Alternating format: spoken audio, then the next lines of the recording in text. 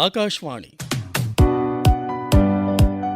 நேயர்கள் கேட்கவிருப்பது மாறியது உள்ளம் நாடகம். எழுதியவர் எஸ். ரவீந்திரன். இதில் நடித்தவர்கள் T. Kalyanasundaram Kalyanji, R. Srilekha, S. Jayageetha, K. Kannan, C. Anand, Latha Venkatesh. அமைப்பு ஜே. ஜெயா. மாறியது உள்ளம் நாடகம். கோமதி, ஆபீஸுக்கு போக எனக்கு நேரம் ஆச்சு. என்ன பண்ணிட்டு இருக்க? இது வந்துட்டேங்க. உங்களுக்கு லஞ்ச் ரெடி பண்ணிட்டு இருக்கேன். அதெல்லாம் ஒன்றும் வேண்டாம், நீ வா. ஏங்க புறப்பட்டுட்டீங்களா? புறப்பட்டேன். கோமதி, உன்கிட்ட ஒரு முக்கியமான விஷயத்த சொல்லணும். முக்கியமான விஷயமா? நாளையிலேருந்து எனக்கு ரிட்டையர்மெண்ட், அதாவது கட்டாய ஓய்வு.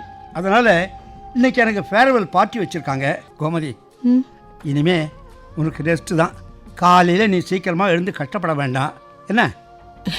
இதில் எனக்கு என்னங்க கஷ்டம் இருக்குது?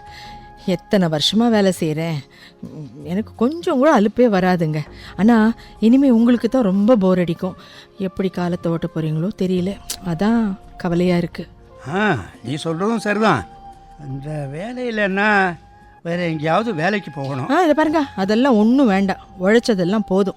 நீங்கள் உடம்ப பத்திரமா பார்த்துட்டு வீட்டில் இருக்கிற வேலைகளை செஞ்சாலே போதும். எனக்கு கூட மாட கொஞ்சம் உதவியே இருங்க, அது போதும். அப்புறம் இந்த பால் வாங்குறது, இந்த கடைக்கு போகிறேன் அந்த கடைக்கு போகிறேன்னு ஓடிட்டே இருக்காதீங்க காலில் சக்கரத்தை கட்டிக்கிட்டு, சரியா? என்னை கேட்டால் ரிட்டையர்மெண்ட்டே தேவையில்லாத ஒன்று. வேலைக்கு ஓய்வு கொடுக்கக்கூடாது. என்ன செய்யறது? மற்றவங்களுக்கும் வழி விடணும்ல. சரி, இனிமேல் காலத்தை நல்லபடியாக ஓட்டணும். குடும்பத்தையும் பிள்ளைகளையும் நல்லா கவனிச்சுக்கணும். சரி, பார்த்துக்கலாம். அப்பா, நீங்கள் இன்னைக்கு தான் ரிட்டையர் ஆக போகிறீங்கன்னு அம்மா கிட்ட சொல்லிட்டு இருந்தீங்கல்ல? ஆமாம், அதை நான் கேட்டேன். நான் வேணா உங்களை ஆஃபீஸில் கொண்டு விடட்டுமாப்பா? வேண்டாம்பா, நானே போயிட்டு வரேன். நீ வேலைக்கு கிளம்பு. கோமதி, சாயங்காலம் கொஞ்சம் லேட்டாக வருவேன். ஒரு வேளை லேட் ஆச்சுன்னா ரவி, நீ வந்து என்னை பிக்கப் பண்ணிக்கப்பா. சரிப்பா. அப்பா ஜாகிரதையாக போயிட்டு வாப்பா.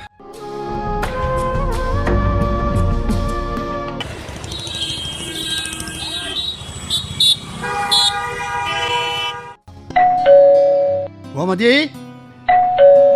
கோமதி. இதை வரேங்க, வரேன். உள்ள வாங்க. ஏன் இவ்வளோ நேரம்? இது பாருங்க, வெயில் வேற அதிகமா இருக்குல்ல. ஆமாம் கோமதி, பிஎஃப் ஆஃபீஸ் வரைக்கும் போயிருந்தேன். சர்டிஃபிகேட்டெல்லாம் வெரிஃபை பண்ண வேண்டியிருந்தது. அங்கே கூட்டம் அதிகமாக இருந்தது. அங்கேயே இருந்து முடிச்சுட்டு போகலாமேன்னு நினச்சி அப்படியே உட்காந்துட்டேன். வேலை முடியறதுக்கு நேரமாகி போச்சு. சரி, உள்ள வாங்க, வந்து உட்காருங்க. மோர் கொண்டு வரட்டுமா? வயசான காலத்தில் தனியாக போகாதீங்க. எங்கே போனாலும் ரவியை கூடவே கூட்டிகிட்டு போயிருக்கலாம்ல.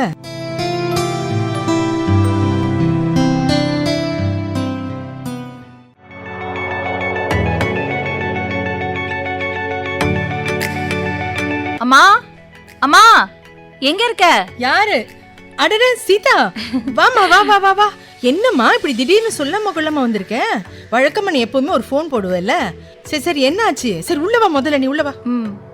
வா சீதா, மாப்பிள்ளை வரலையா? அம்மா, என் பேரன் ரகு எங்க இருக்கான்? அவரு வேலைக்கு போயிட்டாருப்பா. உங்க பேரனை கிரீச்ல விட்டுட்டு வந்தேன். அது சரி, ரவி எங்க இருக்கான்? நான் இங்கே தான்க்கா இருக்கேன். என்ன காலையிலே வந்திருக்க? ஆமாண்டா, எல்லாம் உன் விஷயமா தான். ஏன் விஷயமாவா? என்ன சொல்ற? புரியலையே. ஏய், என்னன்னு சொல்லுமா, இப்படி சஸ்பென்ஸ் வச்சுக்கிட்டு இருக்காத. அம்மா, போன வாரம் ரவிக்கு ஒரு வரன் பாத்துருக்கிறதா சொன்னேன்ல? ஆமா, அதுக்கு இப்ப என்ன? அவங்களுக்கு ரவிய ரொம்ப பிடிச்சு போச்சான். அவன் வேலை பாக்குற ஆபீஸ்ல போய் விசாரிச்சிருக்காங்க. இவனை யார் தான் குறை சொல்லுவாங்க சொல்லுங்க? ரொம்ப நல்லதா போச்சு. கோமதி, அடுத்தது நாம என்ன செய்யணும்னு சொல்லு. நமக்கும் ஒரு கடமை முடிஞ்சிடும் இல்லையா? ஆமாப்பா, பொண்ணு பேரு மாலா, நல்ல லட்சணமா இருக்கா, பிஏ படிச்சிருக்கா, வேலைக்கு போகல, படிப்பு முடிச்சு 1 வருஷம் தான் ஆகுது. இந்த சம்பந்தம் பிடிச்சிருச்சுன்னு சொன்னாங்க.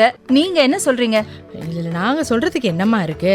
முதல்ல ரவிக்கு பிடிச்சா போதும். டேய், நீ என்னடா சொல்ற? அதுவும் சரிதான். ஏண்டா, இந்தா பொண்ணோட போட்டோ நல்லா பாரு. அப்புறம் இந்த வாரத்துல ஒரு நல்ல நாளா பார்த்து பொண்ணு வீட்டுக்கு போலாம். என்னப்பா, என்ன சொல்றீங்க? சரிம்மா, போலாம். அதுக்கு முன்னாடி நான் ஜோசியரை பார்த்து ஒரு நல்ல நாளாக பார்த்து குறித்து வாங்கிட்டு வந்துடுறேன். சரி சரி, முதல்ல அந்த வேலையை பண்ணுங்க. டேய் ரவி, என்ன உனக்கு சம்மதம் தானே? எதுவும் சொல்ல மாட்டேங்கிற? என்னம்மா நீங்க பார்த்து சொன்னா சரிதாம்மா. ரொம்ப வெக்கப்படுறாமா. சரி சரி, அப்போ மத்த விஷயம் எல்லாம் அப்புறமா பேசிக்கலாம், சரியா? நான் வீட்டுக்கு கிளம்புறேன். வரேம்மா. வரேன்ப்பா. சரிம்மா. சரிக்கா.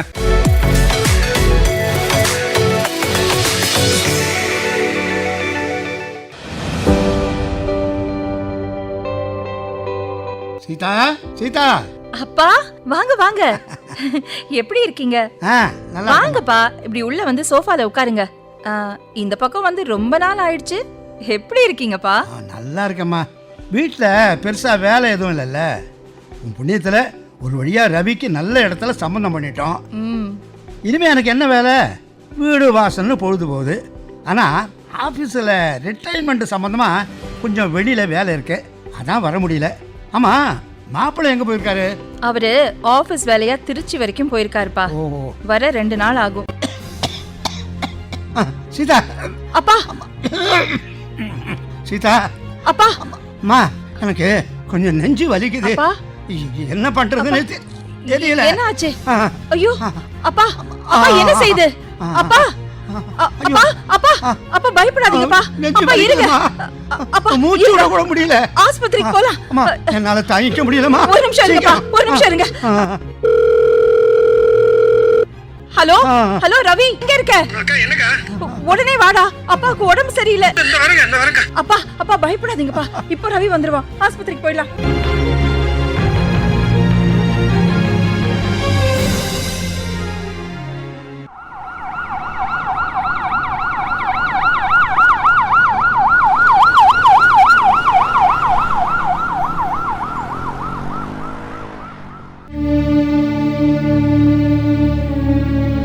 ரவி, அப்பாவுக்கு எப்படி இருக்குடா? ரொம்ப பயமா இருக்குடா. டாக்டர் என்ன சொல்றாரு சொல்லுடா. இப்ப எதுவும் சொல்ல முடியாதுன்னு சொல்லிட்டாருக்கா. கொஞ்சம் வெயிட் பண்ணுங்கன்னு சொல்றாரு. கடவுளே. ரவி, ரவி, டேய் ரவி, ஐயோ அப்பாவுக்கு என்னடா ஆச்சு?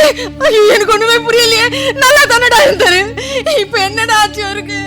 ஐயோ கடவுளே, அம்மா அது காப்பாத்திடு. எனக்கு ரொம்ப பயமா இருக்குமா. அம்மா பயப்படாதம்மா, அவருக்கு எதுவும் ஆகாது. கொஞ்சம் பொறுமையா இருங்கம்மா. ஐயோ கடவுளே, அவருக்கு எதுவும் ஆயிடக்கூடாது. இந்த பேஷண்ட் கூட வந்தவங்க யாரு? நாங்க தான் டாக்டர். நாங்க தான் டாக்டர். அப்பாவுக்கு எப்படி இருக்கு? சாரி, அவருக்கு மறுபடியும் அட்டாக் வந்துருச்சு. நாங்க எவ்வளோ ட்ரை பண்ணி பார்த்தோம், ஆனாலும் அவரை எங்களால காப்பாற்ற முடியல.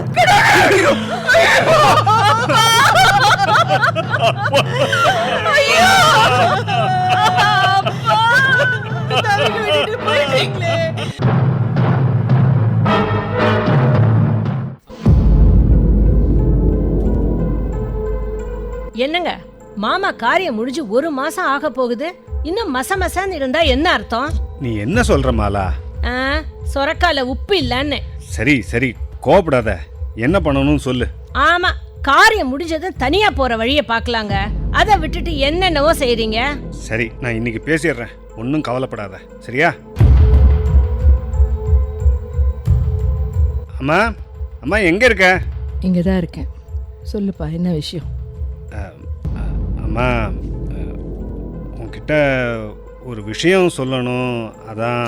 என்னங்க வளவளன்னு டக்குன்னு சொல்ல வந்ததை படிச்சுன்னு சொல்ல வேண்டியது தானே?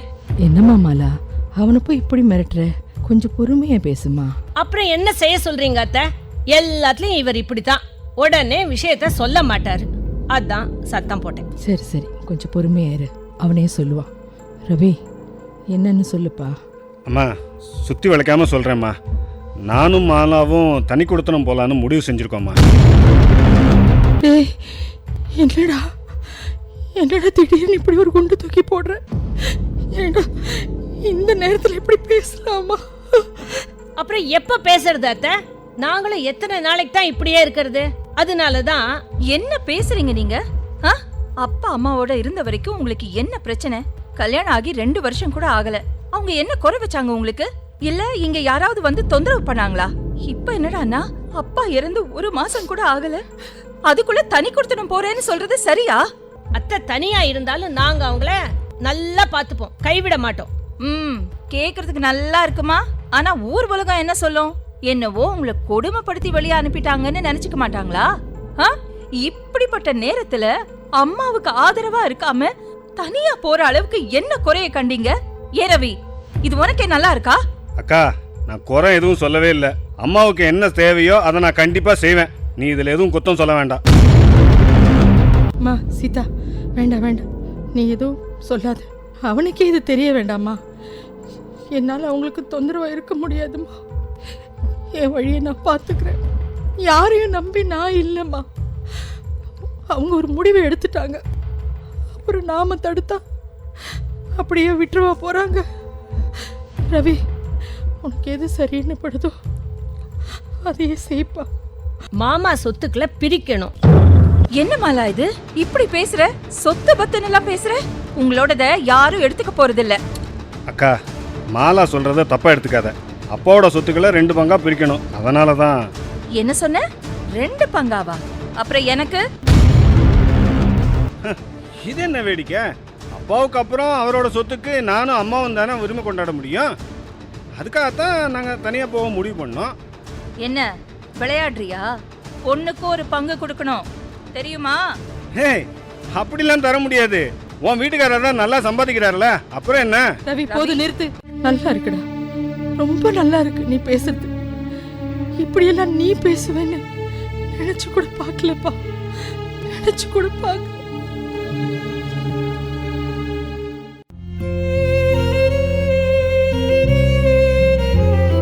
அம்மா, என்னம்மா இது? இப்படி சாப்பிடாம அப்பா நினைப்பாவே இருந்தா என்னம்மா செய்யறது? உன் உடம்புக்கு என்னத்துக்கு ஆகும்? எனக்கு ஆதரவா எப்பவும் என் கூடவே இருந்த மனுஷன்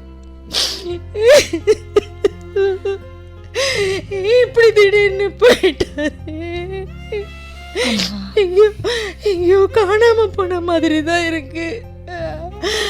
ஆனா இனிமே நான் எப்படி இருக்க போறேன்னு எனக்கு தெரியலம்மா, தெரியல. அம்மா, அம்மா அழாதம்மா. எங்களுக்கு ஒண்ணு விட்ட வேற யார் இருக்கா சொல்லு?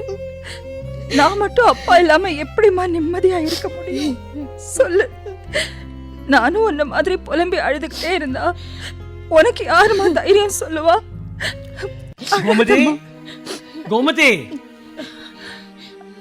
யாரு? ரமேஷ் மாமாவா? வாங்க மாமா, உள்ள வாங்க. ரொம்ப நாளைக்கு அப்புறம் இப்பதான் உங்களை பாக்குறோம். எப்படி இருக்கீங்க மாமா? நான் நல்லா இருக்கேம்மா. நீ எப்படி இருக்க? ஏதோ இருக்கோம் மாமா. உள்ள வாங்க, இப்படி உட்காருங்க. அம்மா உள்ளதா இருக்காங்க, இருங்க கூப்பிடுறேன். அம்மா, அம்மா, அம்மா. என்னம்மா, என்ன ஏன் இவ்வளவு பதட்டமா இருக்க? இங்க வாமா, யார் வந்திருக்கான்னு பாரு. அண்ணே, ரொம்ப வருத்தமா இருக்கு. நல்லா இருந்த மாதவன் உடம்புக்கு என்ன ஆச்சு? அவன் இறந்த செய்தி என்னால் நம்பவே முடியலம்மா. எதுக்கும் கவலைப்படாதீங்க, நான் இருக்கேன். என்ன பிரச்சனை வந்தாலும் உடனே கூப்பிடுங்க. அடுத்து என்ன செய்யணுமோ அதுல கவனம் செலுத்துங்க. ஆமா, ரவி எங்க இருக்கான்? வேலைக்கு போயிருக்கானா? ஆமா, அவன் வேலைக்கு போயிட்டாலும் அவன் செஞ்சதை கேட்டா உங்களுக்கு கோவம் தான் வரும் மாமா. அப்பா இறந்ததுக்கு அப்புறம் ரொம்ப பிரச்சனை பண்றான்.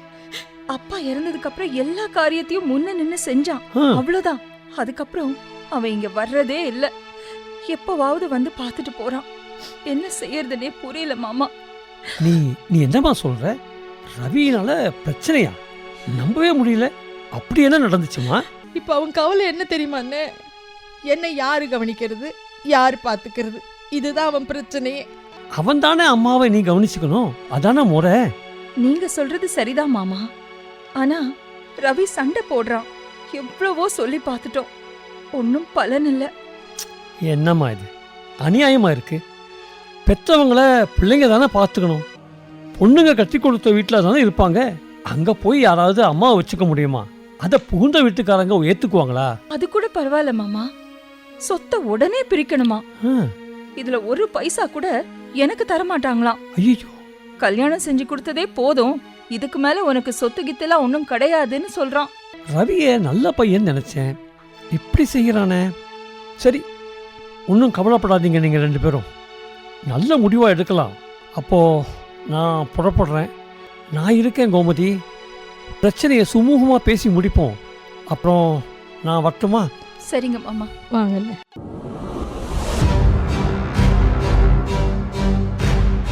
என்னங்க எங்க இருக்கீங்க? நான் இங்கே தான் இருக்கேன். என்ன விஷயம் சொல்லு. ஆமா, ஒண்ணுமே தெரியாத மாதிரி பேசாதீங்க. மாமாவோட பணம், சொத்து, நகை எல்லாம் என்ன ஆச்சு? அதை எப்ப கேட்க போறீங்க? இல்லைன்னா உங்க அக்கா அப்படியே யாருக்கும் தெரியாம எடுத்துட்டு நம்மள நடு தெருவுல விட்டுருவா. ஆ, விடுவா. இதை பாரு, அப்படிலாம் நான் ஒன்றும் நடக்க விட மாட்டேன். கொஞ்ச நாள் ஆகட்டுமேன்னு இருந்தேன். நீ என்னன்னா இப்படி சத்தம் போடுறிய? அப்புறம் நேத்து யாரோ உங்க தூரத்து சொந்தமா ரமேஷ்ன்னு சொன்னாங்க. அவரு உங்க அம்மா கிட்ட போய் பேசியிருக்காரு. உனக்கு யார் சொன்னா? ஆமா, இது கூட தெரியாத மண்டு தானே நீங்க. பக்கத்து வீட்டுல இருக்கிற மரகதம்மா சொன்னாங்க. ஐயோ, காரியம் எல்லாம் மீறி போகும் போல இருக்க. அது கூட பரவாயில்லைங்க, அவர் சொன்னதுதான் இப்ப நமக்கு பிரச்சனையா இருக்கு. அப்படி என்ன பிரச்சனை?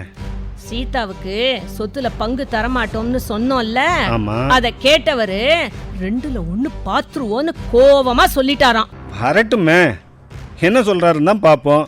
இங்க பாரு, நம்ம தரப்பு நியாயத்தையும் சொல்லுவோம். நீ எதுக்கும் கவலைப்படாத.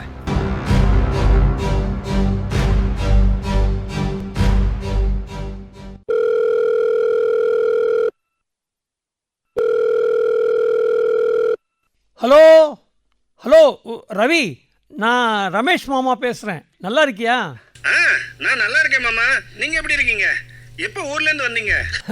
நான் ஊர்லேருந்து வந்து 2 நாள் தான்ப்பா ஆகுது. நான் நல்லா இருக்கேன். ஆமாம், நீ எப்படி இருக்க? இப்போ எங்கே இருக்க? நான் வீட்டில் தான் இருக்கேன் மாமா. என்ன விஷயம் மாமா? ஒன்றும் இல்லை, சும்மா தான். உன்னை கொஞ்சம் அவசரமாக பார்க்கணும். இப்போ நான் உங்கள் அம்மா வீட்டில் தான் இருக்கேன். நீ இங்கே கொஞ்சம் வந்துட்டு போக முடியுமா? ஒரு முக்கியமான விஷயம் பேசணும். என்னப்பா சொல்கிற? சரி மாமா, நான் கண்டிப்பாக வரேன். வெயிட் பண்ணுங்க. மாமா, ரவி என்ன சொல்றான்? வர்றோன்னு சொன்னாமா, வரட்டுமே. என்ன சொல்கிறான்னு கேட்போம். இன்றைக்கி ஒரு முடிவு எடுத்துடலாம். அண்ணே, எதுவும் சண்டை சச்சரவு இல்லாமல் பார்த்து சுமூகமாக பேசி முடிங்க அண்ணே.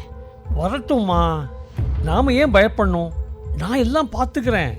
எதுக்கும் கவலைப்படாத. நம்ம பேச்சை மீறி என்ன செய்துட போகிறான்? அப்படி கேட்டால் தான் ரொம்ப சந்தோஷமாச்சே. அதை மீறி பேசினா தான் சிரமமே. எப்படியோ நீங்களாக பார்த்து ஒரு நல்ல முடிவு எடுங்க.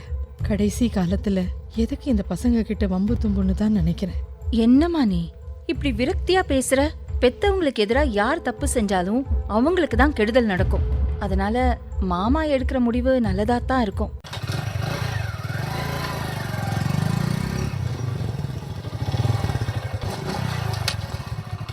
அம்மா, அம்மா.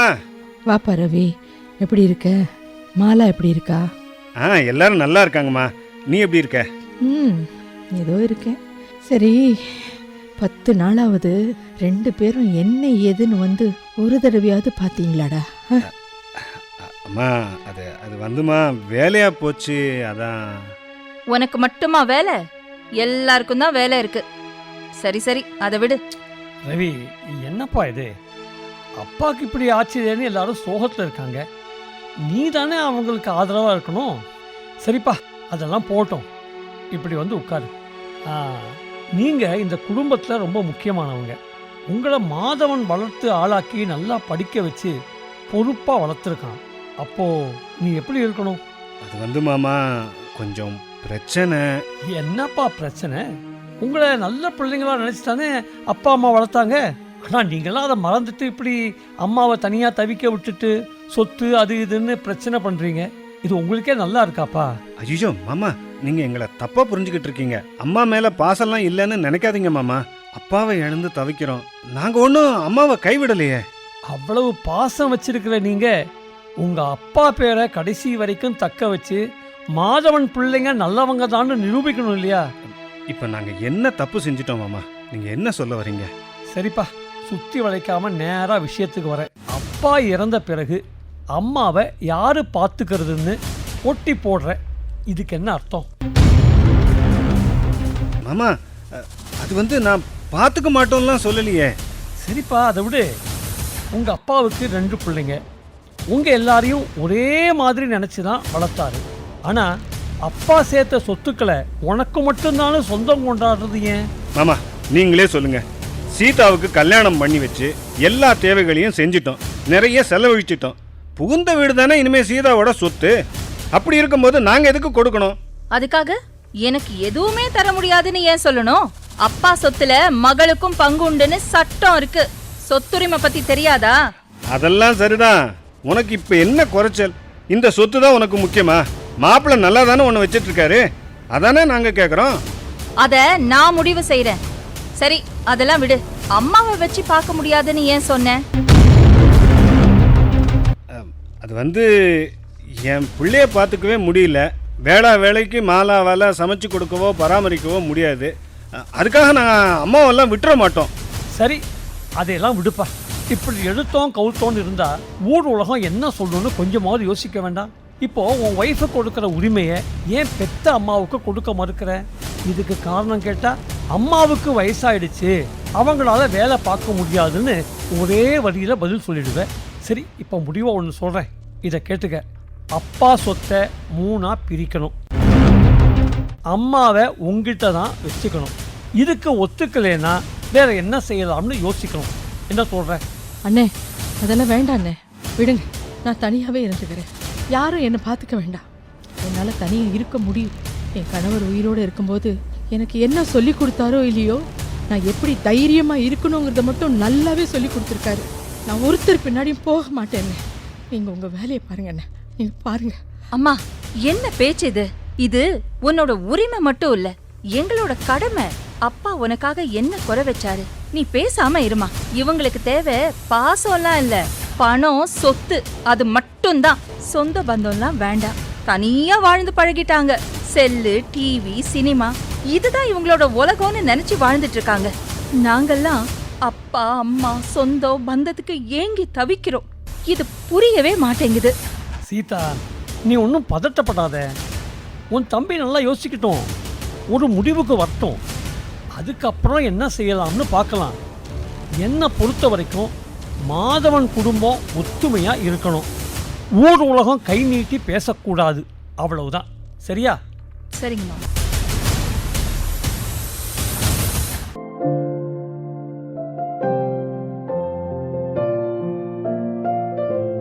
இந்த ரமேஷ் மாமா ரொம்ப தான் குழப்பி விடுறாரு. நம்மள மிரட்டுற துணியிலேயே அவர் பேசுறது கொஞ்சம் கூட எனக்கு பிடிக்கல. சட்ட உதவி மையத்துக்கு சீதா போனா நம்ம நிலைமை என்ன ஆகும்னு கொஞ்சம் யோசிச்சு பாத்தியா? ஆமாங்க, நீங்க சொல்றதுலயே நியாயம் இருக்கு. இது நம்ம குடும்ப பிரச்சனை தான், சுமூகமா முடிக்கணும். ஏன் சீதா இவ்வளவு பிடிவாதம் பிடிக்கிறா? தம்பி வேண்டான்னு முடிவு செஞ்சுட்டாளா என்ன? அதான் எனக்கும் ஒன்றும் புரிய மாட்டேங்குது. ஒன்று பண்ணலாமா? பேசாம ஒரு பத்திரத்துல கையெழுத்து வாங்கிடுவோம். ஆமா, அப்படியே அவ போட்டு தந்துட்டு தான் மறு வேலை பாப்பா. அதெல்லாம் செய்ய மாட்டா, நம்மள படுத்து எடுத்துருவா. என்ன செய்யறதுன்னு ஒரே குழப்பமா இருக்கு. சரி, அப்புறம் அம்மாவை யார்கிட்ட கொண்டு போய் விடுறது? இப்படி நாம மாத்தி மாத்தி பேசி குழப்பிக்காம அடுத்து என்ன செய்யலான்னு நல்லா சிந்திச்சு ஒரு முடிவு எடுக்கணும். நீ சொல்றதும் சரிதான். நானும் எனக்கு தெரிஞ்ச நண்பர்கள், வக்கீல் எல்லார்கிட்டையும் யோசனை கேட்டு பார்த்துட்டேன். அவங்க சொல்றது என்னன்னா, முடிஞ்சா அம்மாவை வீட்டில் வச்சுக்க பாருங்க, இல்லைன்னா ஒரு நல்ல முதியோர் இல்லமா பார்த்து சேர்த்து விட்டுருங்கன்னு சொல்றாங்க. அதான் எனக்கு ஒண்ணுமே புரிய மாட்டேங்குது. நல்ல யோசனை தான், ஆனா அதுக்கு உங்க அம்மா ஒத்துக்கணுமே. அதுவும் சரிதான். அதே நேரம் இந்த ஊர் உலகம் என்ன சொல்லுன்னு கொஞ்சம் யோசிச்சு பாரு. சொத்துக்காக பெத்த அம்மாவை வீட்டை விட்டு விரட்டிட்டு நடு ரோட்ல நிக்க வச்சுட்டான் மாதவனோட பையன் அப்படின்னு சொல்றதுக்கு எவ்வளவு நேரம் ஆகும்? அப்படின்னா சீதா வீட்லயே இருக்கட்டும், அவங்களுக்கு என்ன செலவாகுதோ அதை நம்மளே கொடுத்துடலாமே.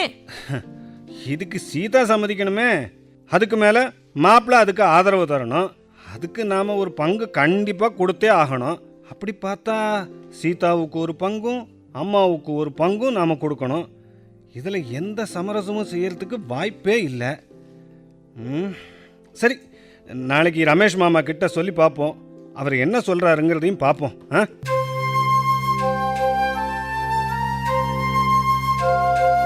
என்ன கோமதி, சொத்து விஷயத்துல என்ன முடிவு எடுத்திருக்க? நான் என்னென்ன சொல்கிறது? ரவி ஒரு முடிவோடு இருக்கான். அவன் இஷ்டப்படியே நடக்கட்டும். பெத்தவளை வச்சுக்க போட்டி போடுற பிள்ளைங்களோட இருக்க எனக்கு கொஞ்சம் கூட விருப்பம் இல்லைண்ணே, விட்டுருங்க அண்ணே. மாமா, அம்மா விரக்தியில அப்படி பேசுறாங்க. அன்புனா என்னன்னு தெரியாத உலகம். மனுஷங்க இவங்கெல்லாம் இருக்கிற வரைக்கும் இது போல பலர் வாழ்க்கையில நடக்கும். அதை யாராலையும் தடுக்க முடியாது. பேசாம நானே அம்மாவை பாத்துக்கிறேன் மாமா. என் வீட்டுக்காரரு இவங்க மாதிரி குணம் கிடையாது. அம்மாவை இழந்தவர். அதனால பாசம்னா என்னன்னு அவருக்கு நல்லாவே தெரியும். அவர் பெத்த அம்மாவை போல என் அம்மாவை பாத்துக்குவாரு. அதுக்காக சொத்துல சம உரிமையை என்னால விட்டு கொடுக்க முடியாது மாமா. இது என் உரிமை. இவ்வளவு தூரம் கணக்கு பார்க்கும்போது நான் அதே மாதிரி இருக்க வேண்டாமா? சொல்லுங்க மாமா, நாங்களும் ஒரு முடிவுக்கு வந்திருக்கோம். அதையும் கொஞ்சம் கேளுங்க. சரிப்பா, உன் முடிவு என்னன்னு எடுத்து சொல்லு. மாமா, இப்போதைக்கு அம்மா சீதா வீட்லயே இருக்கட்டும். அவங்களுக்கு என்ன தேவையோ செலவோ அதை நான் கொடுத்துட்றேன். ரொம்ப சந்தோஷம்பா, ரொம்ப சந்தோஷம். அம்மாவை நானே பாத்துக்கிறேன். ஆனா என் பங்க மட்டும் பிரிச்சு கொடு. பேசாம போயிடுறேன். என்ன மறுபடியும் பிரச்சனை பண்ற? அதான் அம்மாவோட பாகம் உனக்கு வருது இல்ல? இங்க பாருப்பா, வயசான காலத்துல அவங்க எந்த மாதிரி மனநிலையில இருப்பாங்க, தவிப்பாங்கன்னு உனக்கு தெரியாதா? சீதா வீட்டில் விடுறோம், முதியோர் இல்லத்துல விடுறோம்னு ரொம்ப ஈஸியா சொல்றேன். யோசிச்சு பாரு, உனக்கு வயசாகும் போது இதே நிலைமை வந்தா என்ன செய்வ? சரி, உன்னோட பாகத்தை பிரிச்சு எடுத்துக்கிட்டு மிச்சத்தை அம்மாவுக்கும் சீதாவுக்கும் கொடுக்கறது தான் சரி. சட்டமும் அதுதான் சொல்லுது. இந்த காலத்துல குடும்பத்துல ஒற்றுமை இல்லை. அம்மா அப்பாவை பெரிய சுமையா நினைக்கிறாங்க. இப்படி எல்லாரும் நினைச்சா உலகத்துல எல்லாரும் தனித்தனியா தான்ப்பா இருக்கணும். மாமா, எங்க நிலைமைய சொல்றேன் கேளுங்க. அம்மாவுக்கு எல்லாம் நாங்க செய்யறோம். அது எங்க கடமை. அம்மா சீதா வீட்டுக்கெல்லாம் ஒன்றும் போக வேண்டாம். இந்த வீட்டிலே இருக்கட்டும். அம்மாவை பாத்துக்கிறதுக்கு ஒரு நல்ல வேலைக்காரியா அனுப்புறோம். அப்புறம் என்ன வேணுமோ அதை நாங்க அடிக்கடி வந்து பாத்துக்கிறோம். அவ்வளவுதானே? என்னப்பா நீ மறுபடியும் நீ பிடிச்ச முயலுக்கு 3 காலு தான்னு பேசுற? இப்படி பேசுவேன்னு நினைச்சு கூட பார்க்கல. ரவி, உங்க அம்மா வேணும்னா நானே என் வீட்டில் வச்சு பார்த்துக்கிறேன். போதுமா? அண்ணா என்ன நீங்க சும்மா இருங்க அண்ணே. என்னால யாருக்கும் எந்த தொந்தரவும் வர வேண்டாம். எனக்கு சொத்தும் வேண்டாம், ஒரு மண்ணும் வேண்டாம். என்னம்மா இது? நீ இப்படி பேசலாமா? இனிமே முதியோர் இல்லங்களே இருக்கக்கூடாது. ஒவ்வொரு மகனோ மகளோ இந்த நவீன உலகத்துல மற்றவங்களுக்கு முன்மாதிரியா இருக்கணும். சும்மா சொத்து பாகம்னு ஏன் பேசணும்? இன்னைக்கு சம்பாதிக்கிற பிள்ளைங்க நிறைய பேர் இருக்காங்க. அவங்களுக்கு இந்த சொத்து பத்தெல்லாம் சாதாரணம். ஒவ்வொரு வீட்லயும் நேரம் இல்லாம மன நிம்மதி இல்லாம தவிக்கிறாங்க. எல்லாருமே அன்பும் பாசமும் கிடைக்காதான்னு ஏங்குறாங்க. அது ஏன் உங்களுக்கெல்லாம் புரிய மாட்டேங்குது? மாமா, என்ன தப்பா நினைக்க வேண்டாம். எனக்கு அம்மா இருந்தா போதும். அம்மாவை நானே பாத்துக்கிறேன். ரவிக்கு பாடம் கத்து கொடுக்கணுங்கிற எண்ணத்துலதான் சொத்து பாகம் பங்குன்னு எல்லாம் பேசினேன். எனக்கு எதுவுமே வேண்டாம் மாமா. ரவியே எல்லா சொத்தையும் எடுத்துக்கிட்டோம், அவனே அனுபவிச்சுக்கிட்டோம். ஐயோ அக்கா, என்னக்கா? மாமா, நான் ஏதோ புத்தி கெட்டு போய் இப்படி பேசிட்டேன். என்னை மன்னிச்சிருங்க மாமா. எத்தனை கோடி கொடுத்தாலும் பாசத்தை விலை கொடுத்து வாங்க முடியாதுன்னு இப்ப புரிஞ்சுக்கிட்டேன் மாமா. அம்மாவை பத்திரமா நானே பாத்துக்கிறேன். அந்த பொறுப்பை நானே ஏத்துக்கிறேன் மாமா. அம்மா, எதையோ பேசி உன் மனசை புண்படுத்திட்டேன். என்னை மன்னிச்சிருமா. ரவி, சீதா, நீங்க 2 பேரும் சொல்றதை கேட்கும்போது எனக்கு ரொம்ப பெருமையா இருக்கு. இப்ப தாண்டா நீங்க 2 பேரும் மாதவனோட பிள்ளைங்கன்னு நிரூபிச்சிட்டீங்க. மனசு இருக்கே, அது 1000 சொல்லும். எதுக்கோ ஆசைப்படும். ஆனா அதை தன்னோட அறிவால கட்டுப்படுத்தி வாழறவன் தாண்டா உண்மையான மனுஷன். உங்களை பார்த்தாவது பாதை மாறி போன இளம் தலைமுறைங்க திருந்தி வாழட்டும். அன்பும் பாசமும் இருந்தா போதும். இந்த உலகத்துல எதை வேணும்னாலும் ஜெயிக்கலாம். அதனால தான் எல்லோரும் இன்புற்றிருக்க நினைப்பதுவே அல்லாமல் வேறொன்றும் அறியேன் பராபரமே அப்படின்னு பெரியவங்க சொல்லியிருக்காங்க. நீங்க 2 பேருமே நல்லா இருங்க. ரொம்ப நன்றி மாமா. ரொம்ப நன்றி மாமா. அம்மா இப்ப சந்தோஷமா? நல்லா இருப்பா, நல்லா இருப்பா. எல்லாரும் நல்லா இருங்க.